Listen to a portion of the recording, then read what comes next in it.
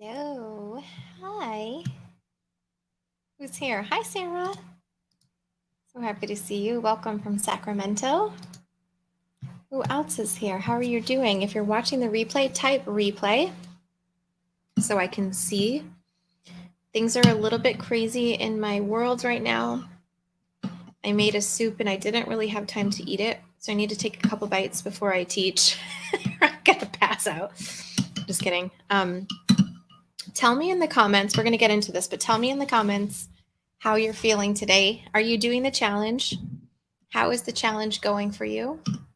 What are your plans? So I had a fun, so first of all, I am doing the challenge with you, 100% doing the challenge. However, and I'm actually vlogging the whole thing. So I'm putting the whole thing up on YouTube to tell you everything that I'm doing in this challenge. If you haven't joined the challenge yet, make sure you go to thewateringmouth.com/challenge and you can sign up and get the challenge. Free recipes, grocery lists, meal plans, everything you need for 6 days of Eat to Live eating. Even if you don't do the challenge with us live, it's still, these recipes are awesome. I can tell you that. And you can follow along with the videos I'm posting on YouTube to see what's going on for me as I do the challenge. So you can kind of watch me do it. And I'll give you a little sneak peek about what's going to go up tomorrow. And well, in today's video, I broke a crown. I broke a tooth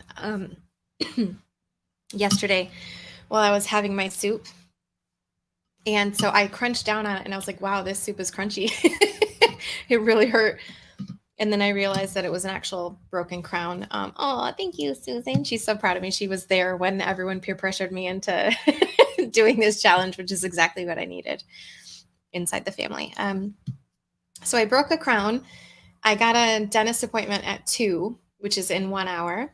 So I have to cut this one a little bit short so that I can go to my dentist appointment. But I'm still doing the challenge. I'm still going to figure it out. I'm not doing very chewy type recipes right now, just so I can, like I'm not having my salad right now, just so I can see what's going to happen with my teeth. So that's what it is. Hey, Jude. Yes, doing the challenge, feeling good. A bit hungry, so I may finish my smoothie this afternoon. Yeah, and I've had some hunger too. So what I did was no drama. I just added a little bit of food to the challenge and I felt really, really happy with that. So the breakfast smoothie, I added an extra banana and then a tiny, tiny bit of extra walnuts, like 3 little extra walnuts. And then to this soup, which would be the dinner soup, I added some cashew butter, some nutritional yeast and lemon juice, which is how I usually like to flavor soups when I go to eat them. And so the point here is being very conscious of your own body and what it's telling you. If you're hungry, eat a little bit more, right? And you think, well, I need to suffer if I'm on a challenge. No, you do not. And in fact, challenges are the best time to really start listening to your body and eating the amount that you need. Because listen, the hundreds and hundreds of people who've signed up for this challenge, we all have different bodies and different metabolisms, different energy levels, different activity levels and all that. So we're all going to have different reactions to the food and the plan. And it's only one plan. It's not like we made, a plan for this type of person and a plan for this type of person. So it really is important for you to eat in a way, do the challenge, but eat in a way that still honors your actual body's hunger and satiety signals. So if the salad is too big for you, stop.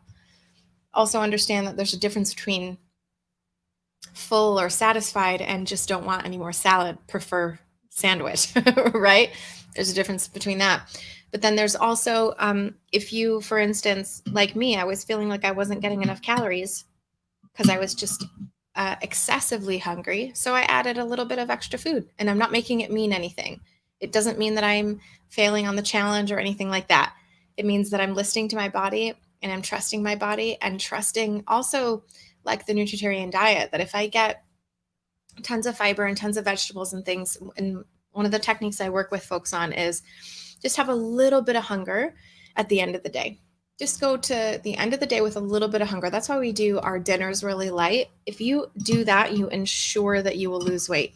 Even if the scale doesn't quite show it the next day, you ensure that you're going to lose some weight, because hunger means lack of calories, right? But we're not talking starved. We're talking a tiny, very comfortable amount of hunger. Go to bed with that. Not the type of hunger that's going to keep you up, right? If you have that kind of hunger, guaranteed weight loss. Let me just get one more bite and we'll jump into the presentation for today. Still couldn't figure out my iPad. Good idea, Jocelyn. I added chickpeas to my salad because I was hungry today, for sure. Dorothy, hello, my dear. Hi, Rochelle. She says, can I add some vinegar to the dressing? Absolutely. Listen, it doesn't mean you fail if you don't eat it exactly the way it's written. And this is what I'm trying to say, is this is actually a much better skill for you to have, is tweaking something to how you like it to make it taste the way you want.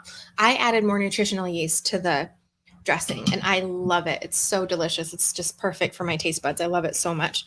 And I added some stuff to the soup as well. I did blend it halfway, and then I added nutritional yeast, lemon, and cashew butter, which is what I usually love to put in soups. Now, there's a difference between comfort eating and eating tons and tons of stuff because we're used to eating a lot, and just adding a little bit so we're more satisfied at the meal, okay?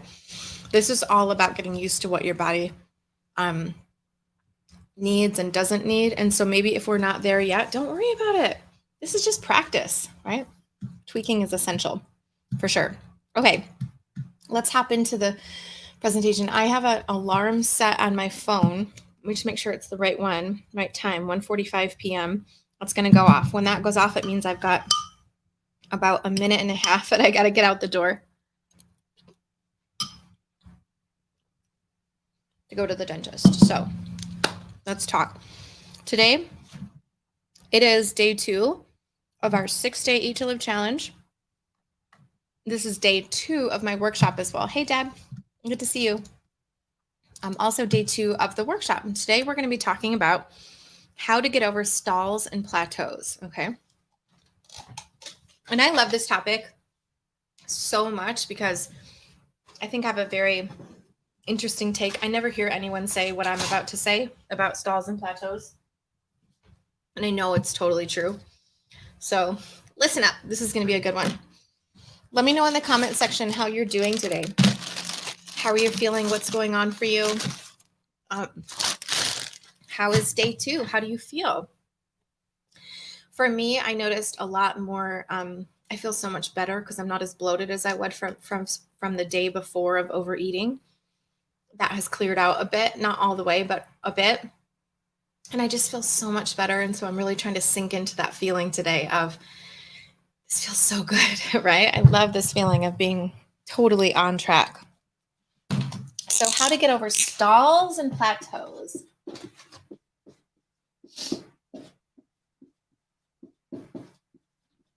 Okay. Now, this is such a fascinating, this is crazy, right, Rochelle? It always amazes me how much control I get over my toxic cravings so quickly, especially when we're decisive. Decisiveness is key when we say, like, I'm going to do a challenge. It wipes away so much of that. I'll say I had some of that in the last few days because I had to go shopping for the girls and stuff, and I was around a lot of bread and everything.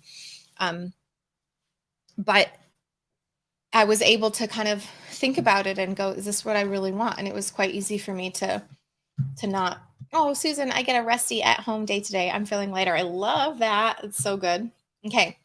So stalls and plateaus, we say what I think is so interesting about stalls and plateaus, and we'll just say, hey, Melissa, good to see you. Still Facebook user. Thanks for putting that here, Melissa.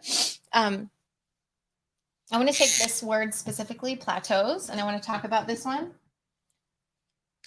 because we have some like belief in our head that plateaus are like some strange invisible force that we don't know how to get over, right? I'm plateauing. I don't know why I can't lose any weight right now. I don't know what's going on. So we're kind of just swimming in confusion. We're worried. We're thinking like there's something wrong with us. I can't get below this number. And we actually will go so far. I've heard this in myself, but I've also heard it in so many private clients. We start to make up stories about what we think is happening, right? Oh, well, I must just be having this because this happened, or it's because I have a slow metabolism, or it's because of this medication, or I must be in starvation mode, or this must be happening, or this must be happening, or whatever. We start to make up stories like, oh, this must be what it is. And then our brain starts to believe it. So now we've not only said sort of an untrue story, but we're believing it. And now we're feeling disempowered. And when we're feeling disempowered, when we're in that feeling of disempowerment, we're going to eat worse. And the eating worse is actually what's going to make us be in a plateau, right? We can start to get sad about something, whatever it might be, and start to overeat about it, which can actually start the whole ball rolling. And then getting discouraged about that event is what makes us overeat. So then it's the up and down eating well, eating not well, eating well, eating not well, that actually causes a plateau. And then we start to think that it's something else, like I mentioned, metabolism or whatever. And then we feel like we're stuck and there's just something wrong with us. And I just can't get past this weight. Sound familiar?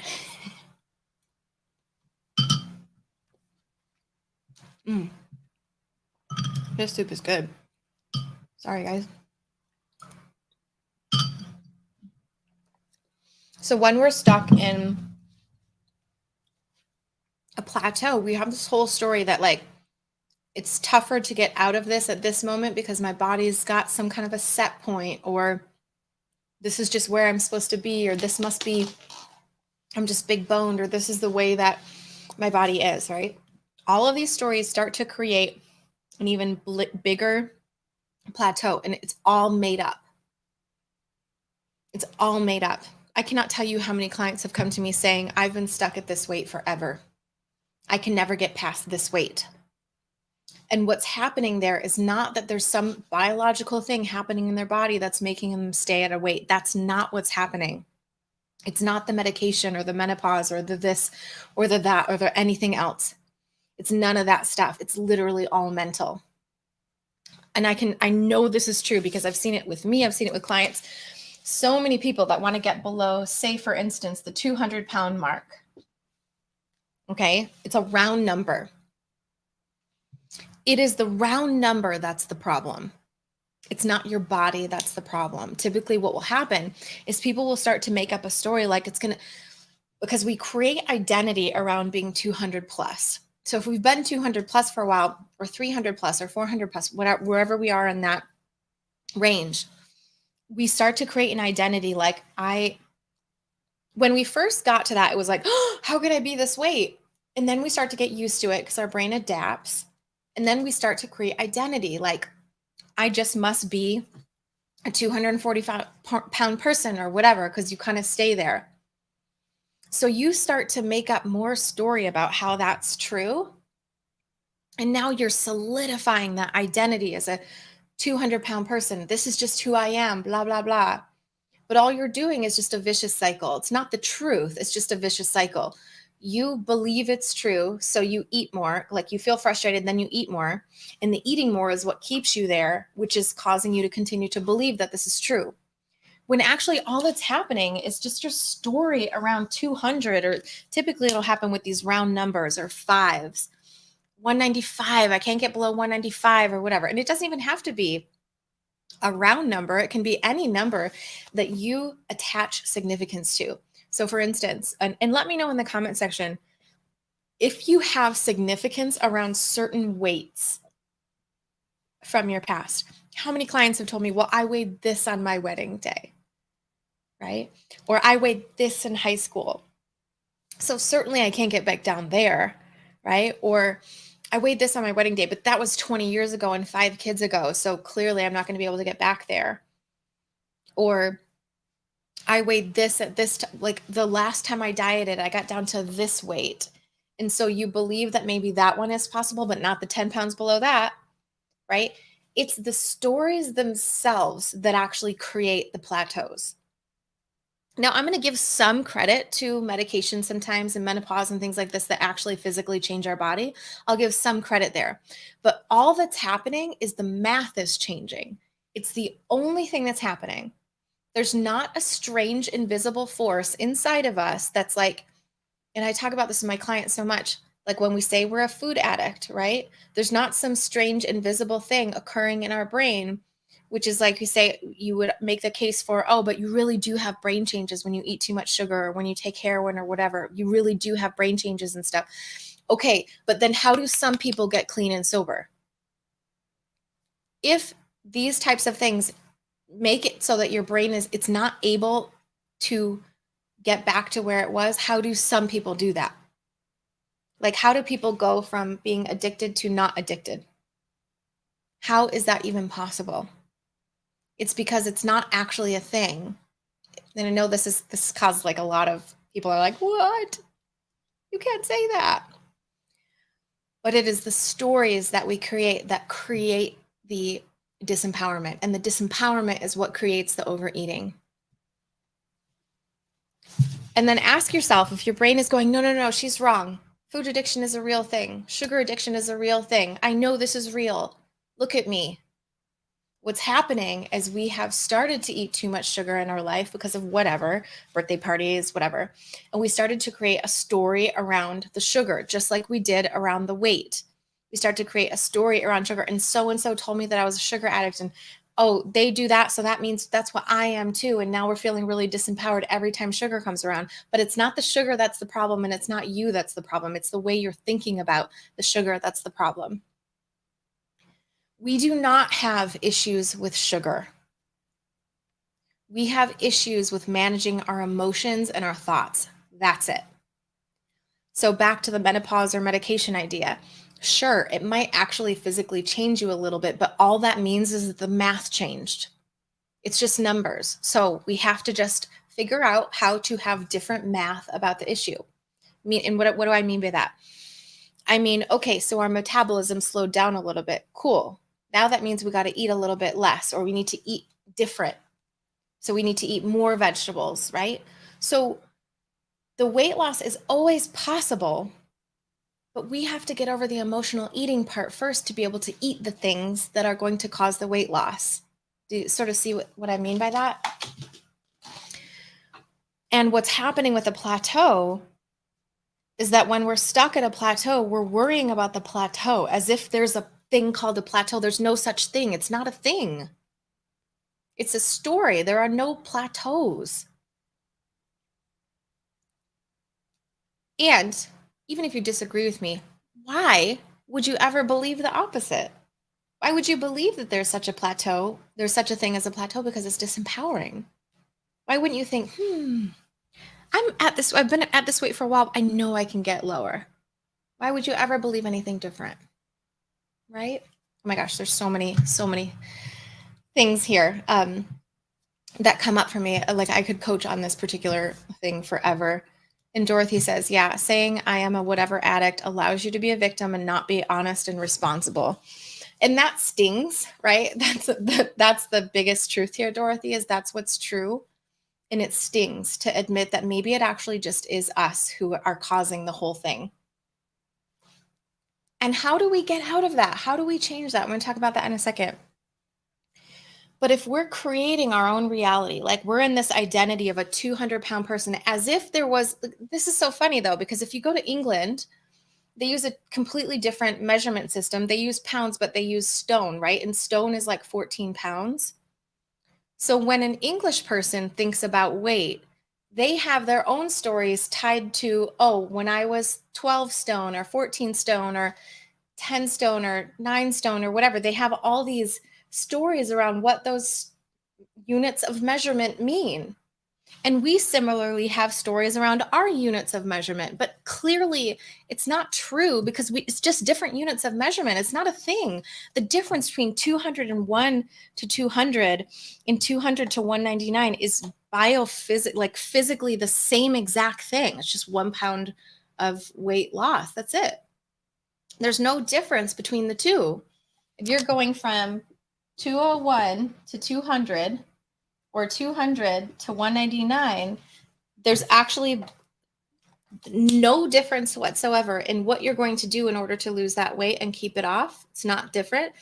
But we end up staying at 200 or coming back above 200 only because of the stories we have around 200, right? Or maybe your story is around 135, or maybe it's around 360 or whatever it is, right? And yeah, hey, longevity for me. I'm happy to see you. Hello, Free Spirit. One of our family members. Cheri says, and Cheri's one of our resident family members as well. I'm now at a weight lower than I ever was in high school. And now I'm 80. I've maintained for 5 years so far. And a previous Cheri, maybe several decades ago, would have been like, I could never be that weight. Right? That weight is out of, and so many of us have that story of like, we have a story around the nutritarian weight, for instance, like, oh, I could never get that low, right? I could be this, but I can never be that low. That's all just story. Because what we're actually thinking is to get that low, we have to eat a tiny amount of food and suffer. And that's actually not how it works. That's actually not how it works. It's all mindset. Okay. Okay, Bryn.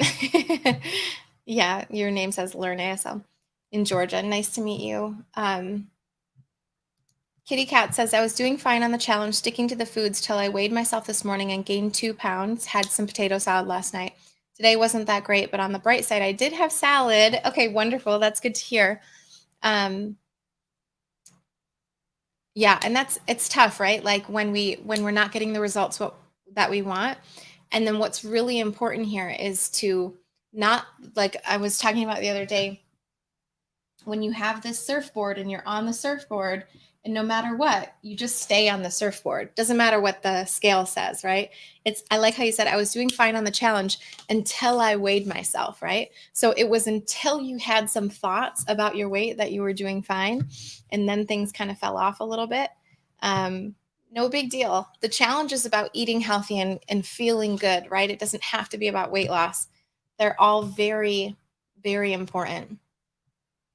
Yeah, I've never succeeded at weight loss until eat to live. It's a different equation, right? Add in more vegetables to lose weight. That's a tough one for people to understand. And that really is all mindset too. All right, let's see.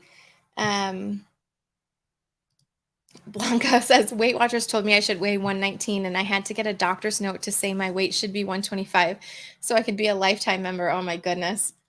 That is just, I'm not gonna, it's too much. That's crazy.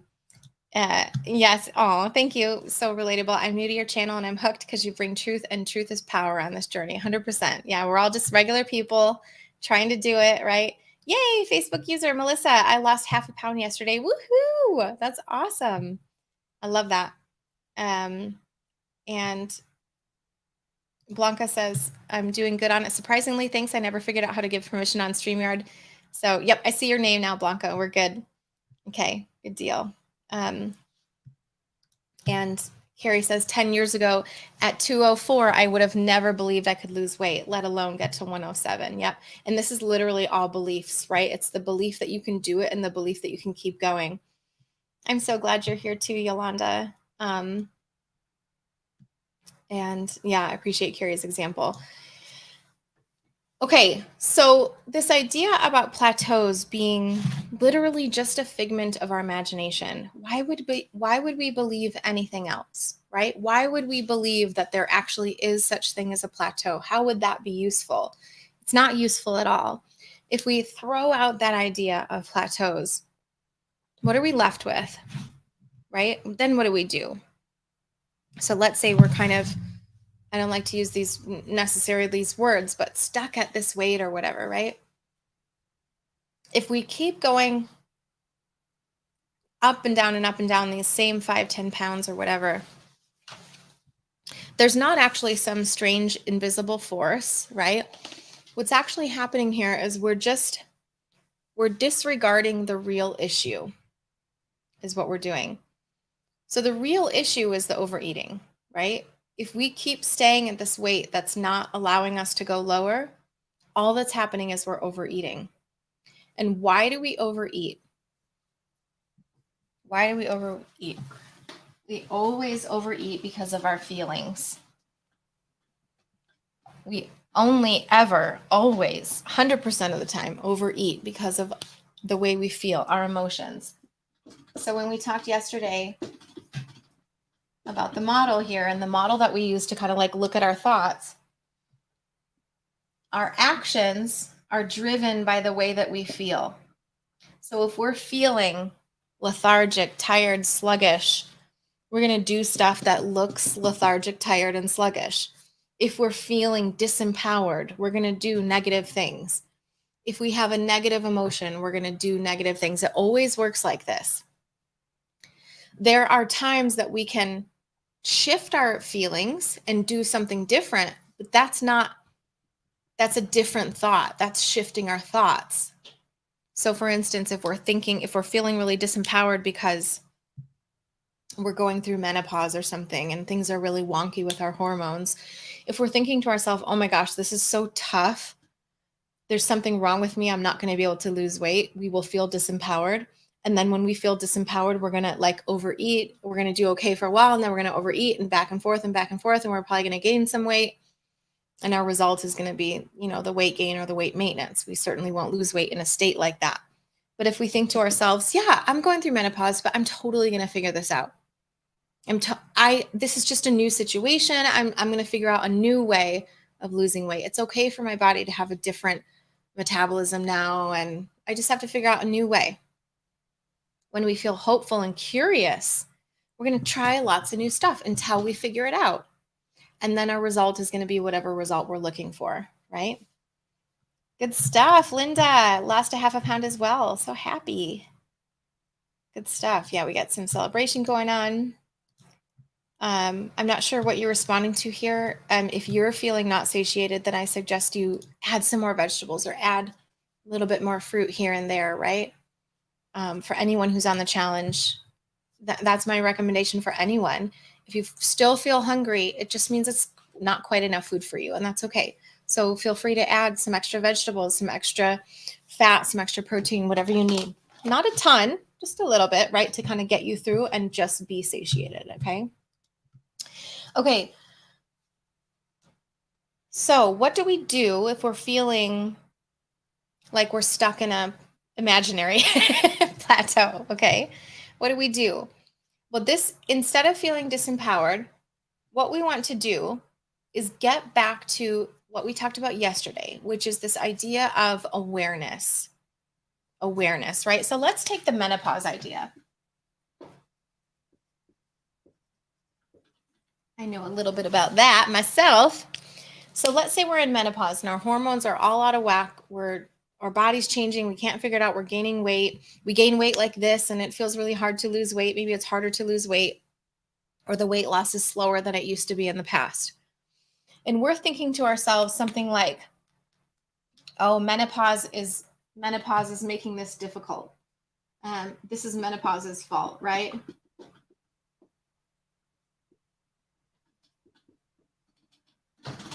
I can't change this. We're going to end up feeling disempowered.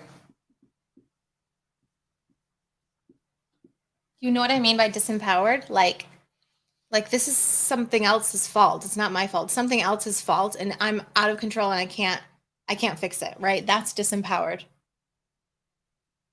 And when we feel disempowered, we eat more. We throw out the plan, right? We just go by the seat of our pants. Snack more. And then what happens when we do all this stuff? We gain weight.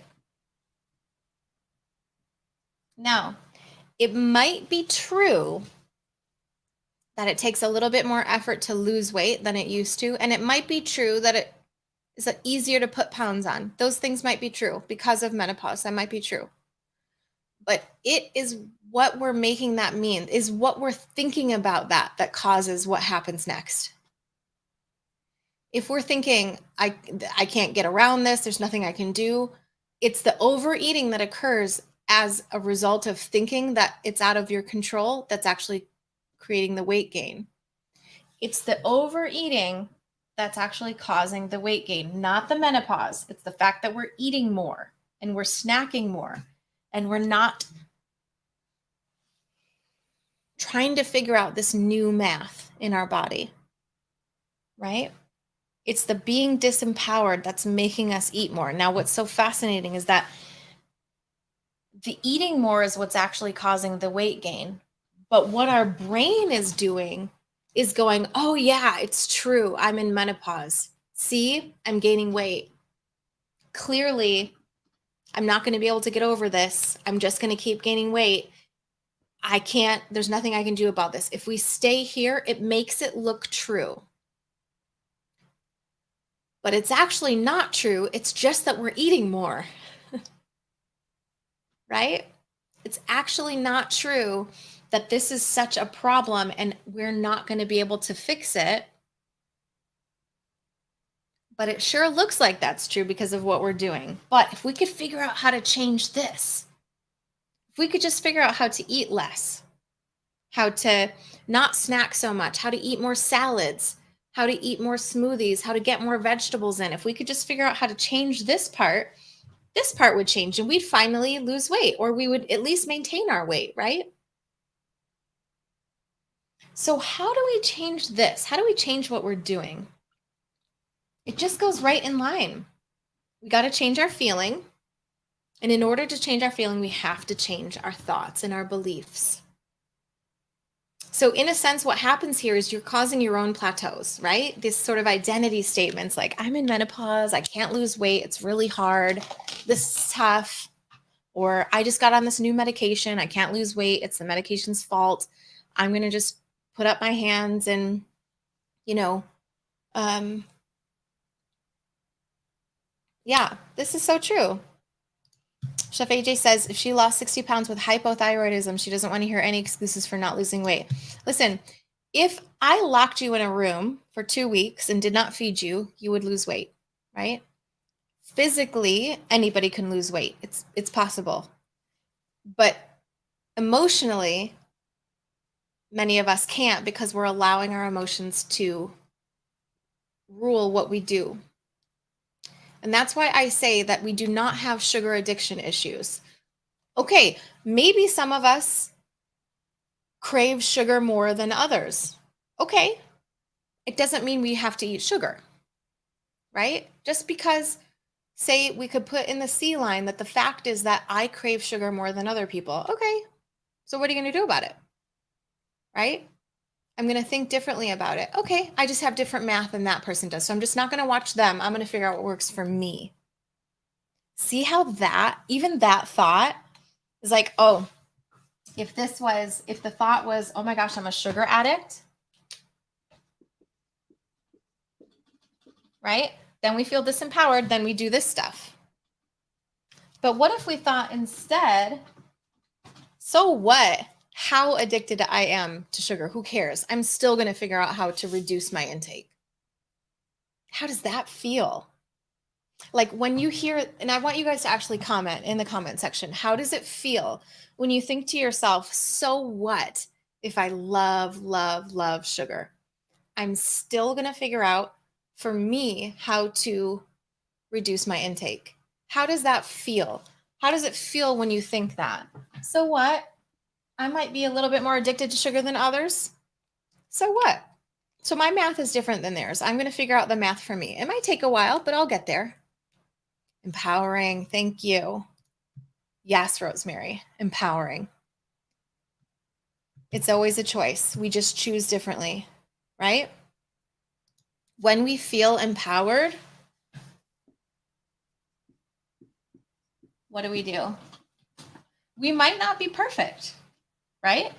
This might not look perfect right here. This part might not look perfect, but it'll certainly be less than if we felt disempowered. Look at these feelings, right? Powerful, capable, determined. I feel in control and then empowered, positive feeling, in control. And now look, if we feel empowered, what is this going to look like? It might be that we still eat some sugar, and it might be that sometimes we still overdo it. But this one compared to the one we saw before, the disempowered one, this is going to be less sugar. And maybe we maintain, right? Maybe we don't lose weight because we haven't quite got that math figured out, but at least that feels better than continually gaining weight because we're feeling disempowered. So it doesn't matter what our circumstances. It doesn't matter whether it's menopause or medication or hypothyroidism or anything. It doesn't matter whether we have an autoimmune disorder or anything. It doesn't matter. Would we rather gain weight and eat crap and feel horrible? Or would we rather at least maintain, perhaps, maybe lose a little bit here and there? Which would we rather have, right? That's right. You make better choices overall, Rochelle. Yolanda says, allowing the emotions to rule what we do. Yep, for way too long. It makes me even more determined to do what I need to accomplish my goals. All that we need to do is get a hold of our emotions and our thoughts and our beliefs. That's it. And why? Yep, that's right, Rosemary. We'll maintain at least. Yeah, and Jude says, oh, I like that. So what? Empowered, which gives me more confidence to resist crap, right? And then we look more powerful. And that feeds on itself. And this is why I love doing challenges too, because it reminds you what you're capable of, right? Thank you guys for talking me into doing this challenge. I feel so much better. I'm so glad you talked me into it. Right? So this is how we actually shift stuff. Now, how do we actually do this? Let me just get my notes here to make sure I'm on track. I only have a few more minutes left. Yeah, so my notes here were, well, the thoughts are the problem. So thoughts are also the solution. This is actually the good news because it's not outside stuff. Like I just have to wait till I get off my medication. Like perhaps we're going to be on this antidepressant for forever. Perhaps we're going to be on this hormone treatment for forever. Perhaps we're always going to be having this autoimmune disorder. Whatever. Perhaps. We can't try to change our circumstances in order to change the results. That's not how it works. And we often think that that's what it is. I just have to wait till I go off this thing until I can get this. No. The power's right here. It's always in us. It's in us right now. We have the power to change it right now. So what do? We got to change our beliefs. So just as I showed you, oh, menopause is the problem. I'm just getting older. This is just what happens when you get older. That's not true. It is not your fate to just gain all the weight, feel terrible, and end up diseased. That's not how it works. It's a choice.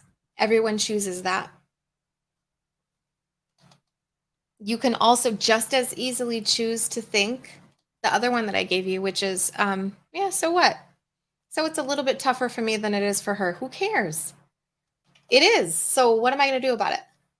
I'm going to go for a walk today. I'm going to make a salad. I'm going to do this anyways because it feels good to me, right? That thought is going to get us all the results we're looking for. Thank you, dear. Yeah, we should make t-shirts that say crap resistors. That's right. That's right. All right. So then how do we do it in the moment though, right? That's the part that's hard. How do we actually do this in the moment? Because all of us have done this thing where our thought line is, oh, I just want it. I just need some comfort right now. I just need this to make me feel better. And we eat it.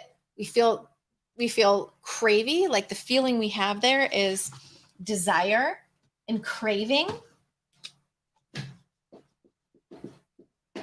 And we give into it.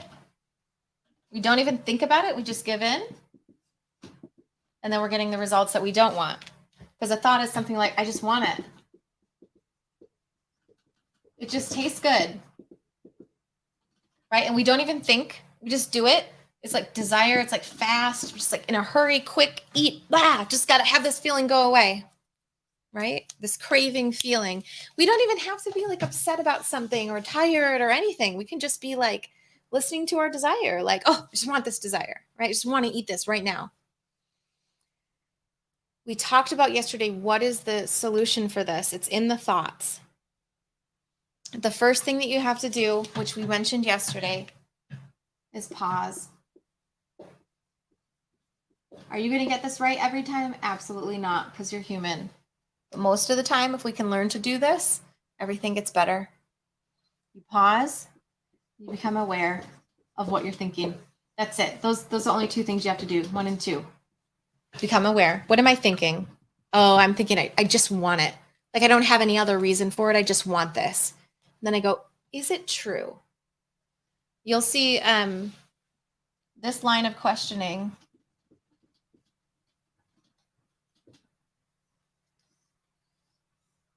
comes from Byron Katie. So I'm going to put this as number 3. Is it true? And what I mean by this is the thought true? Is what I'm thinking true? So number 1, pause. Number 2, and this all takes seconds, right? So this is not like, it's not hard. Pause. It's uncomfortable. It's not hard. It's very simple. Pause, become aware of what you're thinking, and then ask yourself, is it true? Here's the powerful one. This is where the power comes in. This is super powerful in itself if you've never done it before. It can be the thing that will allow you to at least just see that what you're doing is not what you want to do, right? Do those things and come here. Is it true? This is the one I always ask myself just because I practice it so much now, but it took some time to practice this and get good at it. I just want, so I'm asking, is it true about the thought? Like we look at our belief and our thought and we go, is it true? Because so many times clients will come to me and be like, well, I just wanted it. It just tasted good. And I'm like, okay, did you just really want it? Is that it? That's all? That's all you got out of it? You just wanted to taste it? Is that what you want? Inevitably, they'll go, no, that's actually not what I want, right? And I'll say, do you actually want the bloating afterwards? Do you actually want the discomfort afterwards? Do you actually want, and then I'll go on to list like 20 different things and I'll say, do you actually want that? And they'll go, no. And I go, so you didn't actually just want it, did you? You just wanted the flavor for a sec, but you weren't thinking about all the other things that came along with it. So now because I've practiced this so much, not because I'm a unicorn, only because I've practiced it and messed up a billion times. When I say to myself, for instance, in the middle of the day, I don't want my salad, I just want a sandwich. I go, is that true? Do I just want a sandwich? Actually, no, because I feel like crap after I have a sandwich. And they never really taste as good as I think they're going to. And I know how I feel when I have a salad. So I actually just want the salad and then I'll go have a salad. I do this more often than not now, only because I've practiced it, not because I'm a unicorn. I have done it so many times where I messed up and had the sandwich instead, is what I mean, right? But now that I've practiced it so many times, I truly believe that I actually want the salad. This is how we change over time. It's right in this. It's all here. And this is the best news because it's inside of us. It's something that we can control instead of, oh, just follow this diet plan and this will follow keto and then you'll lose all the weight and everything will be perfect. No, because then you end up craving carbs, right? Or follow Weight Watchers and then you end up just wanting to not have to freaking count your points and, put all the work in or whatever. All this stuff happens in your head and it happens in seconds. And this thing you can take with you wherever you go. You can take this wherever you go. This is 100% empowering. If you can start to learn to do this, pause, become aware, ask yourself, is it true? Get logical about stuff, get unemotional about stuff and be like, is this true? Do I really just want this? No, you don't just want that. You just want the flavor a little bit, but you actually don't want to eat the thing. You know that, right? Okay. Yeah, that's right. Bloating, nausea, indigestion, inflammation, is that what we really want? No. And someone said this here. Hold on. Yeah, Melissa says craving is so frantic, right? This idea of the frantic, it's not just desire and fast, like frantic. That's the word, right? That's uncomfortable. All we're trying to do is turn off frantic, actually, is what we're trying to do. We can do that with the food. It does work with the food. We know that, and it works 100% of the time. If you just eat enough of these foods, it will turn it off because you'll get so full or it will hurt or whatever, and it will turn that off. At some point, it's going to turn it off. It works 100% of the time. That's why we do it, because we know it's going to work. This one can work 100% of the time as well if we get really good at it and practice it. And it doesn't require anything. Like, we don't have to buy a bunch of food to make it happen. We just do it in our head, right? And doing a challenge is so relaxing. Decisions and protocols done. Just cook, eat, do dishes. It's so nice. Yes, Kim, I agree that after doing this so long, the bad food never tastes like I remember. Exactly. And that's the thing too, is like we get to this place where we just start shoveling and thinking, we're like, this actually doesn't taste that good. There's my alarm. I forgot to put dentist. I just like go to the let me put this on just in case I talk way too much because I usually do. Let's go through the comments here and then I'm going to have to take off. Let me just remind you that we are doing a free 6-day challenge. This is day 2 of my workshop that I'm doing with it. So please come back tomorrow and the next day for the continuation of this workshop. It's going to be amazing. Thank you so much for sticking with me on this one. I love these topics so much, and it's such a thought shift to realize that all of our progress is in here, not out there, right? It's so empowering that we have that power. So, I'm going to finish up this workshop on Thursday. We're all going to be finishing the challenge on Saturday.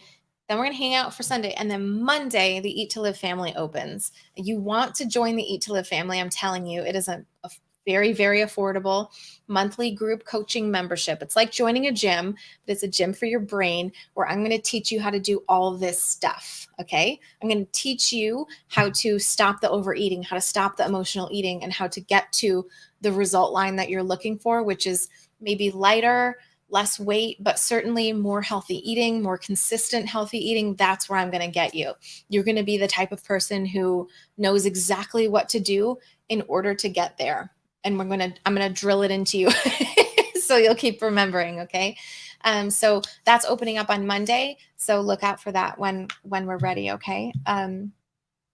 Yolanda. Yeah, that's exactly what I do. More pausing and becoming aware is in my future. Good. Melissa says, so Saturday, I think this is Melissa. I had a salad chopped, but ate a sandwich. It didn't even taste that good. Ate that salad on Sunday and it was good. Yep. It's so crazy what our brain does, right? Rochelle says, like my elderly handicapped parents who run me ragged were telling me today they want a dog. I asked them, are you sure? Do you want the potential for accidents on the carpet, feeding it, etc.? Right? Like, because they're only thinking about the fun of a dog, right? They're not thinking about all the poop and taking for walks and all that kind of stuff, right? Nothing tastes better than health feels. That's right. That's right. Turn off Rancic. I love it. Oh, you're so welcome, Cheri. She says, I'm the savior. Well, I wouldn't go that far, but I'm at least the messenger, right? And hopefully I can, yeah, I'll drill away for sure. Hopefully I can get y'all on the right path. So consider joining the family on Monday when it opens. We would just love to have you in there. We really are a family. Notice all the people that keep coming back for these calls. These are my peeps. Okay. That's all I got for today, friends. I hope this was useful for you. I got to go get my teeth drilled now, which is going to be really fun. So wish me luck. I'm going to down this soup and then I'm going to head out. I hope you guys are having a really good time on the challenge, and I will see you tomorrow on the workshop. Again, same time, same place. Have a good one. Stick to it as much as you can. If you can't stick to it, who cares? Just keep going. Just keep working on it. Just try again. It's all good, right? This is all just practice. Have a good one. See you guys soon. Bye.